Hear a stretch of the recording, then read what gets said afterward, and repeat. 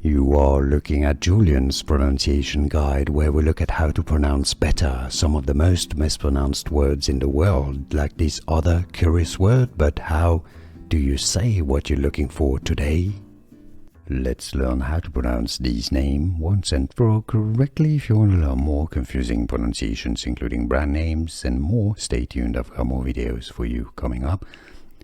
It's a name usually considered to be of French origin. French is pronounced Gervais. It's a brand name in France, Gervais.